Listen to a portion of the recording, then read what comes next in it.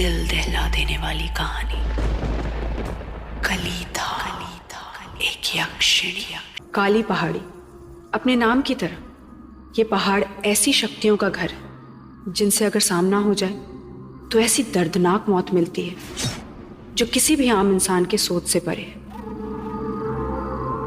पर ये काली पहाड़ी खेतों तक जाने का वो बीच का रास्ता था जिसे कोई चाहकर भी अनदेखा नहीं कर सकता था।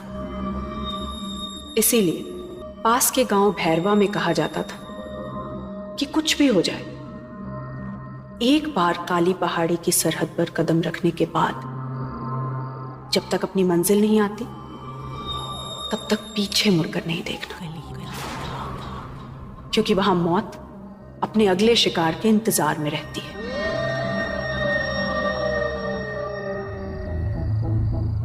भैरवा गांव का 24 साल का बिरजू अपने हाथ में कुल्हाड़ी लिए बेफिक्री से रात के 3:30 बजे काली पहाड़ी की तरफ बढ़ता जा रहा था। पूनम का चांद काले बादलों में छुपा हुआ था। काली पहाड़ी की सरहद के पास आते ही बिरजू की जैसे सांसें थम गई। आंखों के सामने एक खुला रास्ता और रास्ते के पार उसकी मंजिल। पर उस मंजिल तक पहुंचने के लिए बाईं तरफ बड़ी सी काली पहाड़ी को अनदेखा कर गुजरना मुमकिन नहीं था। बिरजू ने आंखें बंद की और खुद को शांत करते हुए बोला, ये सब गांव वालों की बकवास है। ये लोग चाहते ही हैं गरीबी में मरना। कोई यक्षिणी नहीं है इधर। चल बिरजू चल। बिरजू खुद को दिलासा देते हुए आगे बढ़ गया, पर उसे क्या पता था कि मौत तो बस उसके कदम बढ़ाने के इंतजार में ही थी। बिरजू ने काली पहाड़ी पर कदम रखा ही था कि अचानक बादलों में एक अजीब सी गर्जन पैदा हो गई। तेज हवाएं ऐसे चलने लगी मानो आने वाली अनहोनी की चेतावनी हो। बिरजू ने किसी तरह 2 कदम बढ़ाए, जिसके बाद सब कुछ शांत हो गया। बादलों की गर्जन, हवाओं का शोर, सब थम गया। बिरजू ये समझ नहीं पाया मौसम के अंदाज ने उसके दिल की धड़कनें बढ़ा दी थी। तभी कहीं दूर से बिरजू को एक लड़की की मदहोश कर देने वाली आवाज आई। बिरजू उस आवाज की तरफ खिंचा जा रहा था और अगले ही पल काली पहाड़ी की ओर मुड़ गया। उसके कदम खुद ब खुद उस धीमी आवाज की तरफ बढ़ने लगे। काले बादल अब छटने लगे थे। चांद की हल्की सी रोशनी काली पहाड़ी पर मौजूद उस लड़की पर पड़ी जिसकी ये आवाज थी। काली साड़ी में लिपटा गोरा बदन, लंबे भूरे घुंघराले बाल उस लड़की की कमर तक लहरा रहे थे। चांद की भीनी सी रोशनी में उस लड़की का खूबसूरत मुस्कुराता चेहरा जगमगा रहा था। बिरजू को लगा जैसे ये कोई खूबसूरत सपना हो। लड़की ने अपना हाथ आगे कर बिरजू को अपने करीब बुलाया। बिरजू धीरे धीरे उस नीली आंखों वाली लड़की के पास बढ़ता गया। उसे कोई होश ही न था कि वो काली पहाड़ी के ठीक बीचों बीच पहुंच चुका था। देखते देखते बिरजू उस लड़की के करीब आ गया। उस लड़की ने मुस्कुराकर बिरजू की बाजुओं को थामते हुए कहा, मैं कब से तुम्हारा इंतजार कर रही थी। वो लड़की बिरजू से लिपट गई और बोली, यहाँ कितनी अकेली हूं बिरजू, क्या तुम मेरा अकेलापन दूर करोगे? जवाब में बिरजू ने उस लड़की को अपनी आगोश में ले लिया। पल भर में वो लड़की बिरजू के इतने करीब थी कि वो उसकी सांसें अपने चेहरे पर महसूस कर पा रहा था। उस लड़की की नीली आंखें किसी को भी अपने वश में कर सकती थी। बिरजू ने लड़की के चेहरे से बाल हटाते हुए कहा, कौन हो तुम? ऐसा लगता है जैसे कई सालों से तुम्हें जानता हूं। नीली आंखों वाली लड़की मुस्कुराई और धीरे से बिरजू की गर्दन पर अपने होठों से हल्के से स्पर्श किया। बिरजू के पूरे बदन में बिजली सी कौंध गई। वो उसे एक टक देख रहा था। लड़की शर्माते हुए बोली, मुझे ऐसे मत देखो, अपनी आंखें बंद करो बिरजू, मैं तुम्हें वो हर सुख दूंगी जिसकी तुम्हें चाहत है। बिरजू ने अपनी आंखें बंद कर ली। लड़की फिर मुस्कुराई, लेकिन इस बार उसकी मुस्कान में बिरजू का काल नजर आ रहा था। लड़की ने अचानक से बिरजू की गर्दन अपने हाथों से दबोच लिया।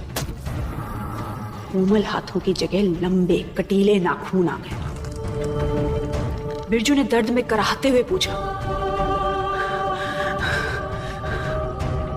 कौन हो तुम? उस लड़की की मदहोश कर देने वाली आवाज डरावनी चीख बनकर निकली। मैं तेरी मौत हूं।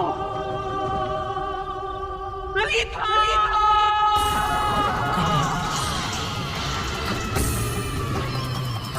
ये कहते ही कलीथा के बड़े बड़े राक्षसों वाले दांत बाहर आ गए।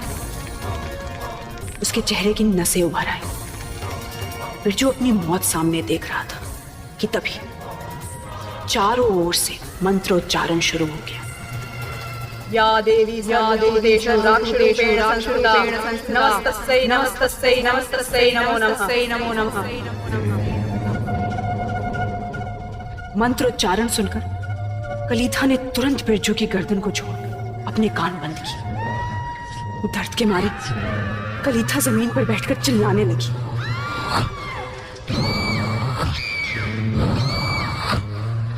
बिरजू उल्टे पैर भागा। वहीं पीछे से काली धोती पहने तांत्रिकों की एक टोली ने मंत्रोच्चारण करते हुए कलीथा को घेर लिया।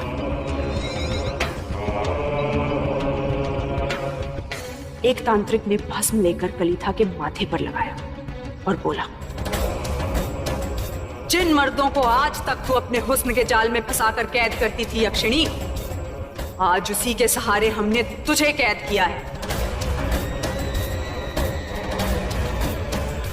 कलीथा की चीखों से टोली के तांत्रिकों के कपड़ों के पर खच्चे उड़ गए और शरीर लहूलुहान हो गया।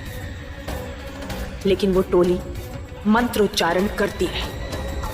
धीरे धीरे यक्षिणी की शक्तियां कमजोर पड़ने लगी। वो दर्द के मारे चीख पड़ी।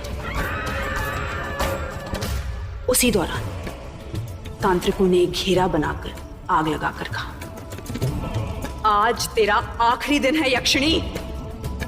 भैरवा और ये काली पहाड़ी अब तुझसे आजाद हो जाएंगे। कमजोर पड़ी कलीथा किसी तरह लड़खड़ाते हुए उठी। नीली आंखें और भी गहरा गई।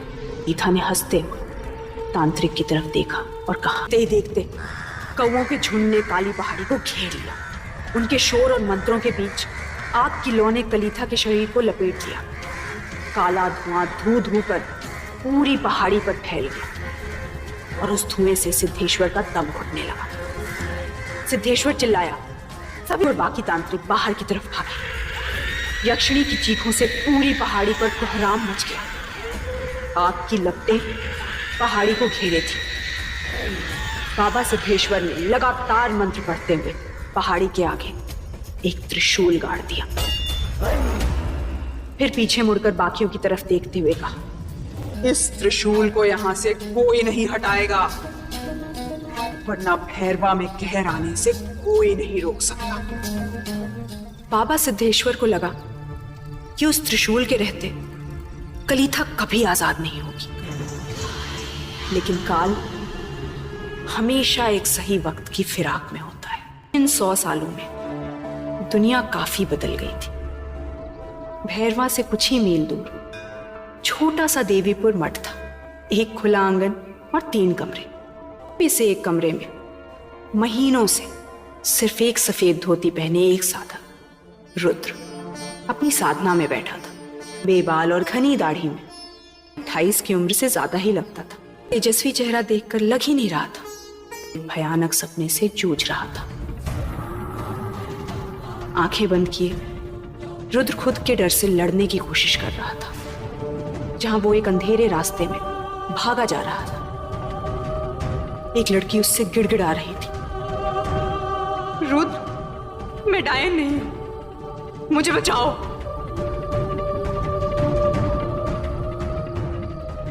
अंधेरी सुनसान सड़क पर लाल रंग की सलवार कमीज में मासूम लड़की उसके सामने खड़ी थी। रुद्र ने राहत की सांस ली और उसके सर पर हाथ फेरते हुए कहा, कुछ नहीं होगा तुम्हें, मैं आ गया हूं ना। की आंखें फटी रह गई जब अगले ही पल उस लड़की के चीथड़े उड़ गए और उस विभत्स दृश्य के साथ माहौल में गूंज उठी तालियों की गड़गड़ाहट। खून से लथपथ रुद्र सन्न खड़ा था। तभी उसके सामने लाल साड़ी में, माथे पर लाल बिंदी लगाए, बड़ी बड़ी खौफनाक आंखों वाला एक किन्नर ताली बजाते हुए बोला। किन्नर की खौफनाक हंसी की गूंज से साधना में बैठे रुद्र की आंखें खुल गईं। क्या सच में काली पहाड़ी से आजाद हो गई है भैरवा का अंत करने वाली कलीधा? कौन है ये साधक रुद्र और क्या रिश्ता है उसका कलीधा से? आगे की कहानी जानने के लिए सुनिए कलीधा एक यक्षिणी।